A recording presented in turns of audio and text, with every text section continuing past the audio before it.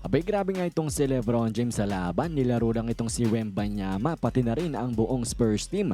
Pero hindi naman nagpauli itong si Victor at talagang tinapatan nga sina LeBron at Anthony Davis, ginawa yan sa harap ng Lakers legend. The Lakers are back in action after ng mga suspended games, tatapatan ng improving na San Antonio Spurs with their superstar na si Wemby. Well, let's see agad ang mangyari in the first quarter. By si Stephon Castle, kinabahan sa wide open layup, nagmintis pa. Nagresulta tuloy sa dunk ni Anthony Davis on the other end. Tapos si Austin Reeves quick 5 points, kaya naman naging 7-0 ang start ng Lakers. Timeout biglang San Antonio dito. Then after the timeout, bumawi nga sila ng kanilang 7-0 run para itay na ang labang ito.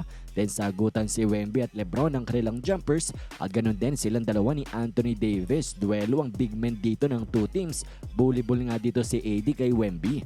And for the most part ng ating first quarter, ang Spurs nga dito ang nagdidikta ng laban sa Lakers. Pero ang Lakers naman ay nakadikit nga lang sila. At sa pagtatapos nga natin in the first quarter, meron tayong 28-26 na score, lamang dito ang Spurs by 2 points. Second quarter natin, LeBron one-legged 3-pointer na naman ang ginawa dito na agarang sinagot ni Victor na kanyang 3-pointer din. Pero dito ay lamang na nga ang team ng Los Angeles Lakers sa laban. And then itong si LeBron James, nice move kay Wemby. Nilaro lang ang depensa niya, easy layup ang nakuha at napa-timeout na nga ang mga dayo dito.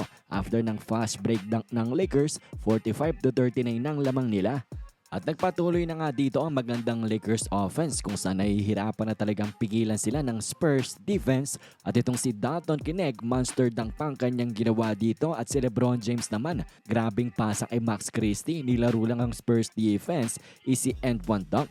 At sa pagtatapos ng ating second quarter, may 62-53 lead ang LA Lakers. Third quarter naman natin, ganado nga ang Spurs dito sa umpisa kung saan ginawa nga nilang biglang 5-point game ang laban at umabot pa nga ito sa 2-point game, pero kahit papano ang Lakers ay bigla namang bumawi din. At itong si AD na step back laban kay Wemby. Pero ang Spurs offense dito mga idol, abay tuloy-tuloy na nga at on a roll. Pero after 6 minutes naman ng paglalaro natin ay labang pa rin ang Lakers 74-70. Then sa mga sumunod na minuto, abay nakita nga ng San Antonio ang takeover mode neto ni Anthony Davis. Unstoppable nga siya at kanyang nabalik single-handed sa 10 ang kalamangan nga nila, kaya't napa-timeout nga biglang Spurs dito 84-74. Pero sa last minutes nga natin, bumawi ang Spurs dito ng kanilang mga monster dunk at big run. Pinosterize pa ni Vassell dito si Anthony Davis at grabing highlight din dito si Wemby.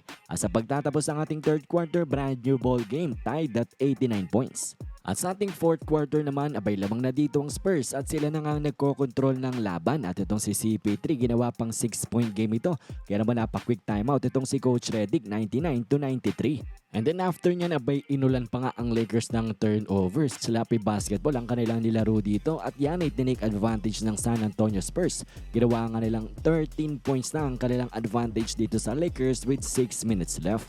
At sa mga sumunod na minuto natin mga idol, abay shinutdown na nga ng San Antonio Spurs defense. Ito nga ang Lakers offense at nahirapan ng LA Lakers na makaka-comeback. At ito nga'y nagdulot ang panalo sa San Antonio Spurs this game.